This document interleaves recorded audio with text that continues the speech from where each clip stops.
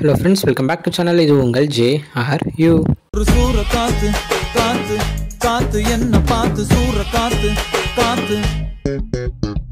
இன்னைக்கு நம்ம சூர்யா அவர்களுடைய ரெட்ரோ படத்தை பற்றி தான் பார்க்க போகிறோம். ஆமாங்க.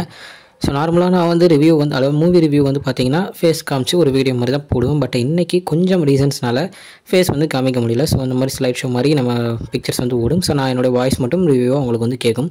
ஸோ அதுக்கு ஃபர்ஸ்ட் ஆஃப் ஆல் நான் வந்து மன்னிப்பு கேட்டுக்கிறேன். ஸோ ஃபஸ்ட்டு நம்ம இப்போது ரெட்ரோ படத்தை எடுத்துக்கிட்டோம்னா சூர்யா அவர்களுக்கு கங்குவா படம் தோல்வி அடைந்த பிறகு அவர் எப்படியாச்சும் ஒரு கம்பேக் கொடுக்கணும் அப்படின்னு ரசிகர்கள் எல்லாமே வெயிட் பண்ணப்போ வந்த படம் தான் இந்த ரெட்ரோ. ஸோ படம் வந்து பார்த்திங்கன்னா 2 days பிஃபோர் ரிலீஸ் ஆச்சு. ஸோ படத்தை வந்து பார்த்துட்டேன். என்னை பொறுத்த வரைக்கும் படத்தை நம்ம first half and second half அப்படின்னு எடுத்துக்கிறத விட்டுட்டு அவங்க படத்தோட பேருக்கிலே நம்மளுக்கு சூப்பராகவே கொடுத்துருப்பாங்க. லவ், லாஃப்டர் அண்ட் வார் அப்படின்ற மாதிரி 3 இதாக கொடுத்துருப்பாங்க. ஸோ அதுபடி நம்ம படத்தை பிரித்தோம்னாலே படத்தை பக்காவாக நம்ம வந்து ரிவ்யூ சொல்ல முடியும், பக்காவாக நம்மளால் பிரித்து படத்தை பார்க்க முடியும் அப்படின்னு தான் நான் நினைக்கிறேன். So first of all love அப்படின்னு எடுத்துக்கிட்டோம்னா இந்த படத்துடைய கோர், இந்த படத்துடைய முக்கியமான ஒரு கதையே லவ் தாங்க. ஆமாங்க.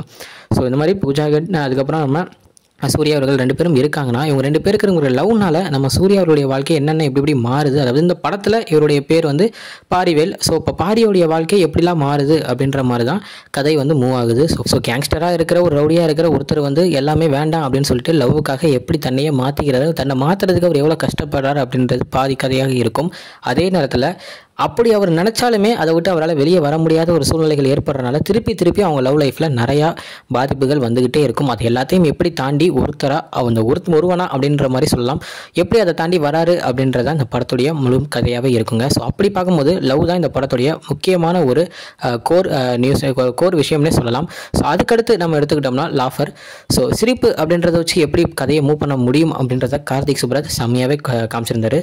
ஸோ அதுக்கு ஒரு கேரக்டரை ஸ்பெஷலாக உள்ள இறக்கணும் அப்படின்னு ஜெயராம் அவர்களை உள்ள கொண்டு வந்திருந்தாங்க. என்னை பொறுத்த வரைக்கும் சூப்பரான ஒரு செலெக்ஷன் அப்படின்னு தான் சொல்லுவேன். ஸோ அவருடைய கேரக்டர் பக்காவாக செம்மையாக இருந்துச்சு. ஸோ அந்த லாஃபர் அப்படின்ற ஒரு இதை உள்ள கொண்டு வந்ததுக்கப்புறம் லவ் அண்ட் லாஃபர் இது ரெண்டும் சேர்ந்து எப்படி ஒரு கதையை வந்து சூப்பராக கொண்டு போயிருக்காரு அப்படின்றது பாதி படம் நம்மளுக்கு அதாவது இன்டர்வல் வரைக்கும் பக்காவாகவே நகரும் அப்படின்னு தான் சொல்லணுங்க.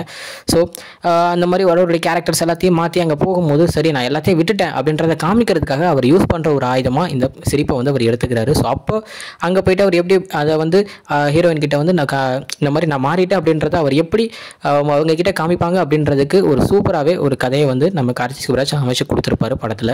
லவ் லாஃபர் முடிஞ்சிருச்சு. ஸோ வார் ஏன் அப்படின்னு நம்ம யோசிக்கும் போது லவ்வுக்காக அவர் எவ்வளோ கஷ்டப்பட்டு அந்த லாஃபர் அப்படின்ற ஒரு விஷயம் அவருக்கு வரலைனாலும் அதை எடுத்து அவர் பண்ணும்போது ஏகப்பட்ட விஷயங்கள் நடக்குது. பட் இருந்தாலும் அவரால் அந்த விஷயங்களை விட்டு வெளியே வர முடியலை, அவருடைய லவ் லைஃப்பில் முழுக்க ஜெயிக்க முடியலை அப்படின்னு இருக்கும்போது ஓகே நான் எல்லாத்தையும் ஒரேடியாக சரி கட்டிட்டு அதுக்கப்புறம் இதுக்கு வரேன் அப்படின்னு அவர் எடுக்கிறது தான் வார். ஸோ அந்த சீக்வன்ஸ்லாம் பக்காவாக கார்த்திக் சுப்ராஜ் பண்ணியிருந்தார். ஸோ என்னை பொறுத்த வரைக்குமே 3 சீக்வன்ஸையும் சூப்பராகவே ஹேண்டில் பண்ணியிருந்தார். ஒரு ஆக்டருக்கும் அவங்களுக்குள்ள அந்த அவங்க ஆக்டிங்கை வச்சு சூப்பரான ஒரு ஸ்பேஸ் கொடுத்துருந்தாரு. நான் வந்து அப்படி தான் பார்த்தேன். ஜெயராம் சாராக இருக்கட்டும், ஜோதி ஜார்ஜாக இருக்கட்டும், நம்ம சூர்யா அவர்களாக இருக்கட்டும், பூஜாவாக இருக்கட்டும், இது இல்லாமல் நிறைய பேர் உள்ள இருக்காங்க. அவங்களுக்கு ஏற்ற மாதிரியான ஒரு ஆக்டிங் ஸ்பேஸ் வந்து கொடுத்துருந்தாரு. ஸோ அவங்களுடைய ஆக்டிங் அவங்க வந்து கொண்டு வர முடிஞ்சது. முக்கியமாக ஸ்டார்டிங்கில் ஒரு சின்ன பையன் வந்து ஒரு ஆக்ட் பண்ணியிருப்பான், சூப்பராக செம்மையாக இருந்துச்சு. அதுதான் படத்துடைய ஸ்டார்டிங்கில் சூர்யாவுடைய ரோலை பக்காவாக காமிச்ச ஒரு ரோலாக இருந்துச்சு அந்த பையனோட ரோல். அதுலேருந்தே படம் வந்து சூப்பராகவே எலிவேட்டாச்சு. ஸோ அடுத்து படத்துடைய முக்கியமான ஒருத்தர் அப்படின்னு பார்த்தா நம்ம படத்துடைய music director Santhosh Narayanan sir அவர்கள் தான். ஆமாங்க, மியூசிக் சூப்பராகவே செம்மையாகவே போட்டிருந்தாரு. ஸோ படத்தில் ஏகப்பட்ட சாங்ஸ் இருந்தாலுமே சாங்ஸ் எல்லாமே நம்ம ஒரு சூப்பராகவே ரீச் ஆச்சு. அதை தவிர்த்து படத்துடைய அந்த பேக்ரவுண்ட் ஸ்கோர் தான் ஒரு படத்துக்கு வந்து ரொம்ப முக்கியமான ஒரு விஷயம் அப்படின்னு நான் நினைக்கிறேன். ஸோ அப்படி பார்க்கும்போது படத்துடைய பேக்ரவுண்ட் ஸ்கோரில் வந்து பார்த்தீங்கன்னா வில்லன் என்ட்ரியாக இருக்கட்டும், அதுக்கப்புறம் ஹீரோ என்ட்ரியாக இருக்கட்டும், இதை தவிர்த்து ஒரு சீனுக்கும் அந்த எமோஷன் பேக்ரவுண்ட் மியூசிக்காக இருக்கட்டும், அதாவது இல்லைனா எலிவேஷன் மியூசிக்காக இருக்கட்டும், ஒரு சீனுக்கும் சூப்பராகவே பேக்ரவுண்ட் ஸ்கோர் நம்ம சந்தோஷ் நாராயணன் செம்மையாக கொடுத்துருந்தாரு. ஸோ அதுவே படத்துடைய ஒரு மிகப்பெரிய ஒரு ப்ளஸ் பாயிண்டாக தான் படத்தில் வந்து இருந்துச்சு. சந்தோஷ் நாராயணன் ஒரு 50% ஆஃப் படத்தை அவர் ஒருத்தால தூக்கிட்டு போயிருக்காரு. மீதி இருக்கிற பையில நம்ம ஆக்டர்ஸ் எல்லாத்தையுமே சொல்லலாம். அதில் பாதிக்கு பாதி நம்ம சூர்யா அவர்கள் தான் சொல்லணும். சூர்யா அவர்களுடைய ஆக்டிங் ஸ்கில்லை முழுக்க வெளியே கொண்டு வந்த ஒரு படமாக இந்த ரெட்ரோ படம் வந்து இருக்கும். ஏன் சொல்கிறேன்னா நிறைய சீன்ஸ் வந்து பார்த்தீங்கன்னா சூர்யாவோட அந்த ஃபுல் ஆக்டிங் அந்த இதில் வந்து வெளியே வந்து கொண்டு வந்திருப்பார் நம்ம கார்த்திக் சுப்ராஜ். அந்த 15 minutes வந்து ஒரு சிங்கிள் ஷாட் சீன் ஒன்று இருக்கும். ஸோ அந்த சீனில் வந்து நீங்கள் பார்த்தவங்களுக்கு தெரியும். அது பார்த்தீங்கன்னா அதில் ஏகப்பட்ட எக்ஸ்பிரஷன்ஸ் வந்து மாற்றிக்கிட்டே இருக்கணும். அந்த எல்லா எக்ஸ்பிரஷனையும் செம்மையாக சூர்யா அவர்கள் வந்து எந்த இடத்துலையும் பிசுறு தட்டாமல் பக்காவாக பண்ணியிருப்பார். அந்த டான்ஸ் முடிச்சுட்டு ஃபேஸை உடனே வச்சிருப்பாரு. அதை டக்குன்னு முடிச்சுட்டு வெளியே போயிட்டு அவங்க அப்பா கிட்ட பேசுகிற மாதிரி ஒரு சீன் வரும், இல்லை டக்குன்னு ஒரு ஃபைட் வரும் மாதிரி மாற்றி ஒரு இடத்துல ஒரு எக்ஸ்பிரஷன் கொடுத்து பார்க்காம பண்ணியிருப்பார். இது இல்லாமல் சிரிப்பு வராத ஒருத்தர் அந்த சிரிப்பை வர வச்சுக்கிறதுக்கு எவ்வளோ கஷ்டப்படுறாங்க அப்படின்றத ஒரு சிங்கிள் சீனில் சூர்யா அவர்கள் வந்து காமிச்சிருப்பாரு. அதில் அவரோட ஆக்டிங் எங்கேயோ பீக் ஸ்டேஜில் இருக்கும் அப்படின்னு தான் சொல்லுவேன். நான் அவ்வளோ சூப்பரான ஒரு ஆக்டிங்காக அந்த ஒரு சீனில் வந்து சூர்யா அவர்கள் முழுக்க அவருடைய 100% கொடுத்து அந்த ஒரு சீனில் அவ்வளோ மாசாக பண்ணியிருப்பாரு.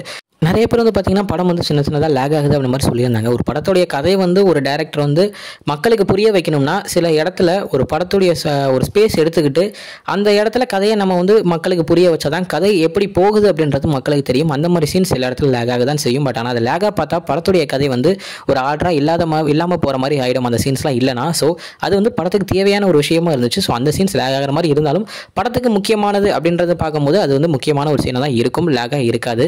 ஸோ எல்லாரும் போய் பாருங்கள், ஃபேமிலியாக போய் பார்க்குற படம் தான். சூர்யாவுடைய ஃபுல் பர்சன்டேஜ் ஆக்டிங் வந்து இதில் நீங்கள் பார்க்க முடியும். ஒரு சூப்பரான ஒரு மாசான ஒரு படம், ஒரு காமெடி கலந்த ஒரு படமும் இருக்கும், அதே நேரத்தில் கடைசியில் ஒரு ட்விஸ்ட்டும் இருக்கும். ஸோ படத்தை போய் பார்த்துட்டு எப்படி இருக்குது அப்படின்றத மறக்காமல் கமெண்ட்டில் சொல்லுங்கள். ஸோ லேட் ரிவ்யூவாக இருந்தாலும் சூப்பர் ரிவ்யூவாக சொல்லணும்னா இத்தனை நிமிஷம் நான் வந்து உங்களுக்காக சொல்கிறேன். ஸோ இன்னொரு வீடியோவில் உங்களுக்கு பார்க்குறேன். அது வரைக்கும் உங்கள்கிட்ட நடைபெறுறது உங்கள் ஜஸ்வின்.